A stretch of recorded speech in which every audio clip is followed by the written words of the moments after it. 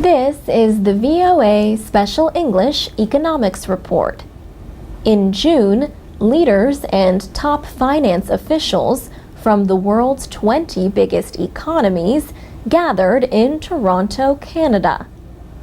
One of the big issues they discussed is how and when to reduce deficits and economic growth measures as conditions improve.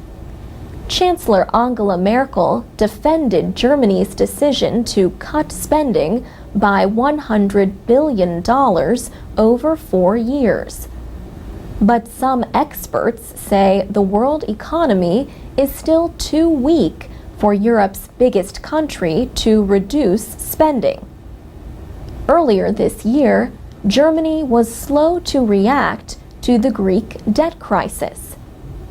European countries later had to agree to a nearly $1 trillion rescue for the euro area.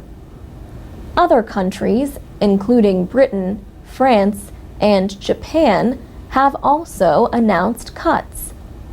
But American Treasury Secretary Tim Geithner says, "Without growth now, deficits will rise further and undermine future growth."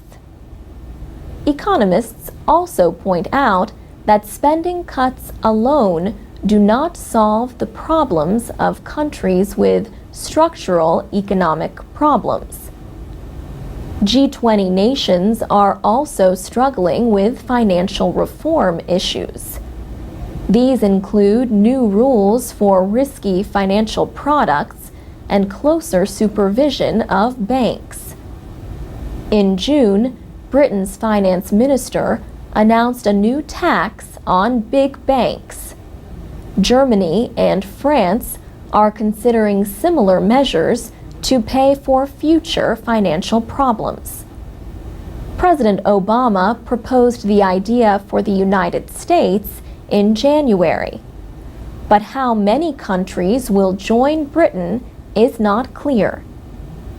19 countries and the European Union form the Group of 20, including developing economies like Brazil, China, India, and Russia.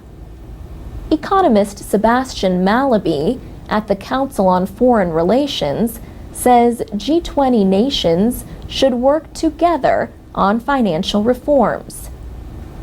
G20 nations also face the issue of trade imbalances, like the one between the United States and China. China said it would not discuss the dispute over its currency at the Toronto summit. But China announced it will slowly let the value of the yuan rise. It later reached its highest exchange rate in 2 years. China's export prices may rise, but an American diplomat said the action takes an irritant off the table in the U.S.-China relationship. And that's the VOA Special English Economics Report. For more news about economics, visit our website at voaspecialenglish.com. You can also comment on our programs and find transcripts, MP3s, and podcasts.